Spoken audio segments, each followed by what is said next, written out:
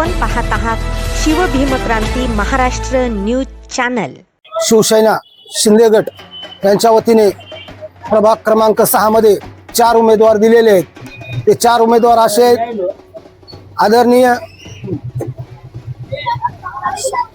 आदरणीय एकनाथरावजी शिंदे यांच्या गटाकडून अनुसूचित जाती अ मध्ये आकाश भगवान साळवे, ओपन महिलामधून आदरणीय निखिल जैन यांच्या मिसेस, जेंट्स पुरुषमध्ये आदरणीय अरुण झांबरे सर आणि ओबीसी मधून आदरणीय सुमित जाधव यांच्या मिसेस, असे हे 4 उमेदवार आमचे धनुष्यबाणावरती उभे आहेत। यामध्ये सर्वांनी प्रभाग 6चा विकास करायचा असेल तर सर्वांनुमते मिळून ह्या 4 उमेदवारांना सर्वांनी विजयी करावा अशी या ठिकाणी मी विनंती करणार आहे।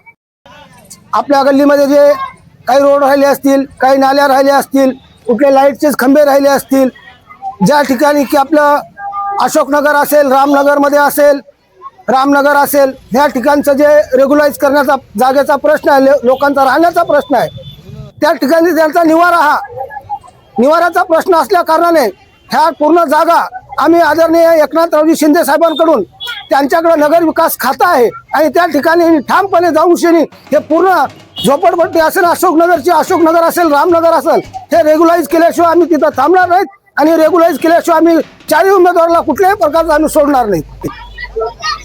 घरकुलाचा रमाई घरकुल औसा योजना असेल, त्या योजनेअंतर्गत ज्या लोकांना घरकुल मिळालेले नाहीत अशा सर्वांना प्रत्येक माणसाला घर मिळालं पाहिजे, निवारा मिळालाच पाहिजे, हा शिवसेनेचाच उद्देश आहे। म्हणून आम्ही प्रत्येकाला घरकुल योजना ही घरोघरी पोहोचल्याशिवाय राहणार नाही। आज या ठिकाणी महानगरपालिकेच्या निवडणुकीच्या अनुषंगाने प्रभाग क्रमांक 6 या ठिकाणी प्रचाराचं नारळ शिवसेनेचे या ठिकाणी शिवसेना पक्षाकडून अधिकृत उमेदवार आणि त्यांच्या सर्वांची निवडणूक निशाणी आहे धनुष्यबाण।